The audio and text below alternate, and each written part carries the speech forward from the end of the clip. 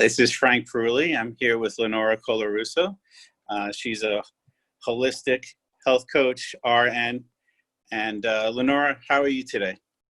I'm doing great, Frank. How are you? Good, good. And so today we wanted to talk about restorative yoga. Tell me a little bit about that and how you got involved with restorative yoga. Well, I'm pretty, what's the word? What's the word I'm thinking about? Not adamant. I'm pretty passionate. That's a better word. Passionate about restorative yoga. Since I have learned about restorative yoga, I mean, I've been practicing yoga for over 15 years, and I've done every type of yoga there is. You know, I'm back when my ego was humongous. It used to be where I was into the hot yoga and very hard vinyasa flows, and nothing wrong with them. They're great. But it was a very ego-based practice for me, where it was a lot about competition and who can hold a pose longer and who is sweating more, shaking more, you know, looking around the room. And I think we all evolve when we practice yoga. If you're a yogi, I think we all go through it, where you start and it's more of an ego-based practice and that's, you know, it's not true for everybody, but it also depends on your age, I find.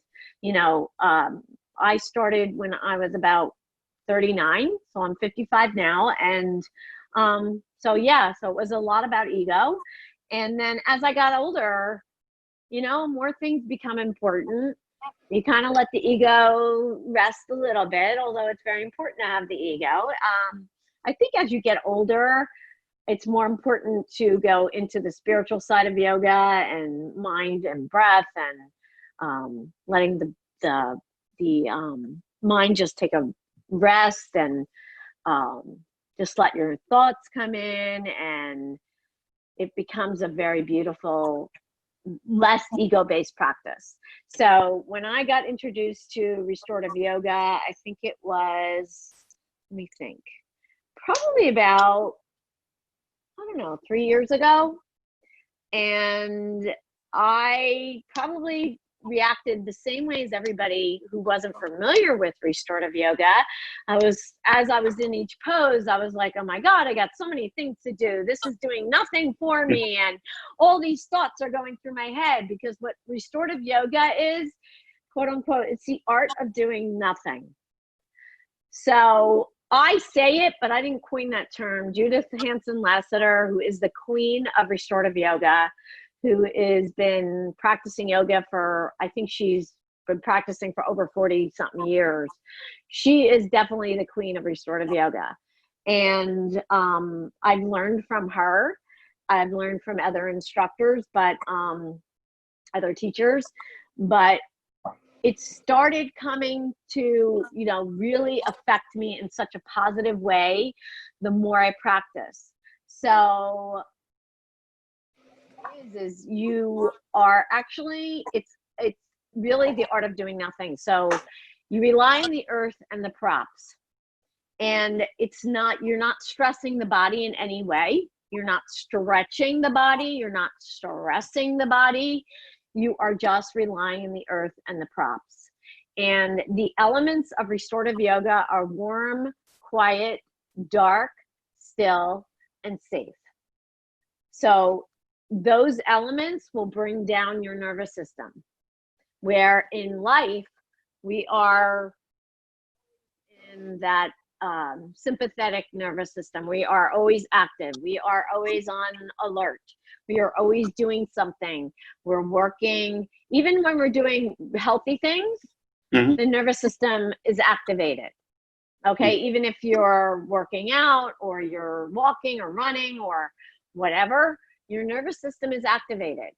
So you have to do the other side of it and bring down the nervous system, the yin side. So we're in that young, very active way most of the day, all day, unless you do some sort of meditation or I want to say even during sleep, how many times have you woken up and said, I had a really shitty night's sleep? Or Right. you don't sleep very soundly, you know? You don't have the correct elements to really have a really restful sleep. And Mm-hmm. that no TV, no digital clock, the right temperature, about 65, complete darkness, no dogs on your bed, no animals, it's really important. And a lot of people don't have that. So, again, when I first started, since you go into these poses, the practice that I do about 4 poses, and we hold each pose. They're all on the floor.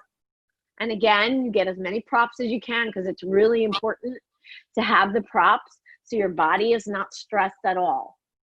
So say you're in a pose and you're a little bit uncomfortable. That's a no-no in restorative yoga. You want to be completely comfortable where you're able to surrender and let go and just Mm-hmm. completely let go. And I like to say when you're in a pose or asana, if you have a scratch or if you are feeling like you have to itch or whatever, take care of it and go back into your asana or a pose. Especially before Shavasana, which is our final resting pose. And Judith Hanson-Lassiter says 20 minutes is really the best amount of time to go into Shavasana. And if you're familiar with yoga at all, if there's any yogis out there, you know that it's very rare that you get more than maybe 5 to 10 minutes of Shavasana, that final resting pose, which is so important at the end of the practice, to really let go and surrender. And it takes about 15 minutes for the monkey mind to kind of just let go and to really get into that state of surrender. So 20 minutes is really the optimal best time, and it's like unheard of. So I do a 20-minute Shavasana at the end. Each pose is the minimum. When I do it on Zoom, I hold it for 7 minutes, which is probably your minimal amount of time in restorative yoga, and you can hold it up to 20 minutes, But think about it. If you were in, and you're not probably familiar with yoga so much, but if you were actually no music, because you want quiet, it's dark, it's quiet, you want to be warm because your body temperature is going to go down because you're not doing anything. Mm-hmm. And this is what the ultimate thing is about restorative yoga, is that you're not doing anything. You want to get away from the music, the talking, the computers, the phone, the light. You want to get into that state. So you get into the parasympathetic nervous system, the calming aspect of your nervous system. So if you go the opposite way, if you have music playing, and I love music, but I don't play it during restorative yoga. Mm-hmm. That's one of the elements, because that actually will take you out of the introspection and have you think more of the music, where people use that almost like a crutch because people don't want to think. They don't want to deal with whatever thoughts are coming in. Mm-hmm. And when you're in restorative yoga, there's no other place to go but to have the thoughts come in. I have a question here. Yeah, go ahead. Okay. What is the difference between restorative yoga and just meditation? Well, meditation, it is, I'm going to say that there's a huge difference, because what I do in the beginning of the practice is I say, you can use this as your meditation. You can definitely use it, because a lot of people, the first image that comes to your mind, if I said, do you meditate, Frank? What's the first image that comes to your mind right away? Breathing or sitting quietly. Right. And many, many people find it really uncomfortable to sit for any length of time. So I like to, in the beginning of the practice, say, you can use this as your meditation, because just think of it as an hour. My normal class is about an hour and 15 minutes. use the hour and 15 minutes as your introspection and meditation. And it's a lot more comfortable because you're in the poses. I make sure that you are so comfortable that you can actually surrender and let go and let the thoughts come in. And I put the analogy of the thoughts as a perch rather than an anchor, because you kind of feel, that's just the way I do it. If you were in a regular yoga class, a lot of teachers will say, if your thoughts come in, think of the anchor, just come back to the anchor, you're grounded and you're anchored. To me, that's very rigid. So I like to talk about a perch. Think of the thoughts coming in as a very light little bird or a butterfly landing on a perch and then flying away again. Coming in on the perch and flying away again. Don't get stuck on any one thought. They're going to come and they're going to go. Right. Okay. I like that. Yeah. So you can use it as a meditation, just not maybe your traditional sitting meditation where a lot of people find it very uncomfortable to sit for any length of time. So it is very introspective. It's uncomfortable, especially for the type A kind of people, but those are the type of people who really need this practice. Because that, when you are not comfortable with something, those are the very things that you need to do. Very true. Because, right. So the type A people always feel like they have to do, something. And that was me when I first started this practice. So when I went for my learning and my certification for this, because I always want to learn and I always want to take my certs and learn and get as much knowledge as I can in everything that I do. So it was one of the practices that I felt, okay, let me do this.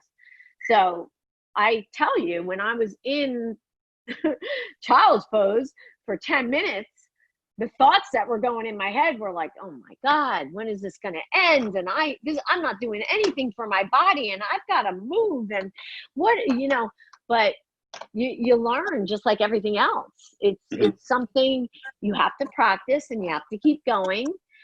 The students that I have will say it's like filling up their gas tank once a week, where it's like some students when they're done feel like they could sleep for forever. Like, oh my God, I feel so restful, and some will get more energy from it.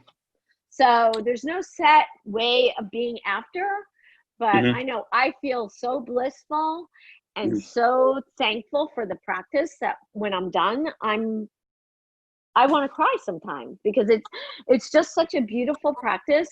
And I want to shout it from the rooftops that everybody needs it. If you're under any kind of stress, you need it.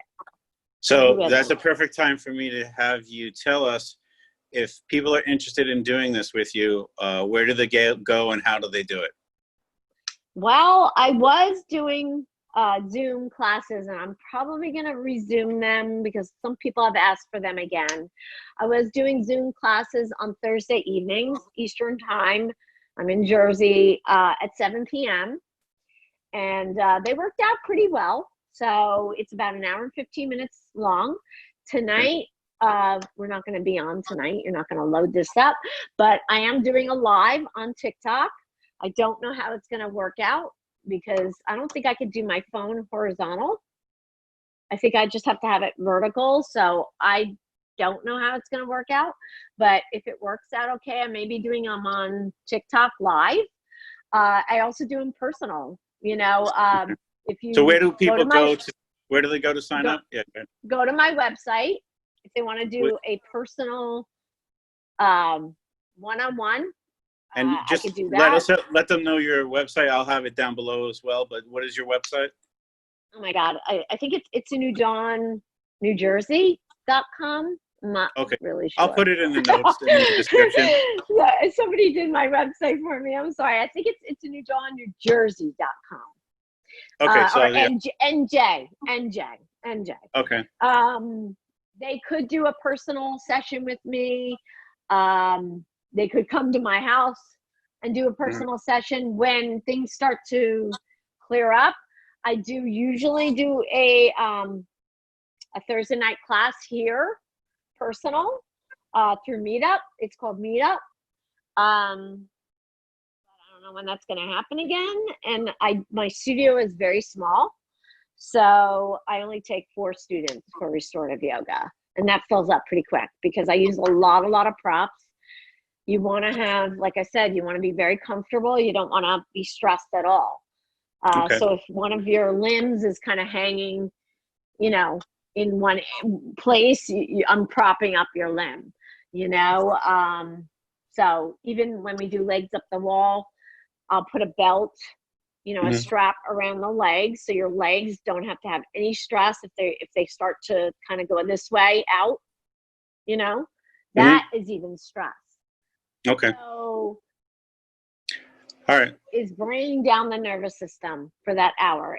That is my whole goal, is for you to feel so relaxed that you are absolutely, and I will remind you during each pose, I talk about coming back to the sensations in your body.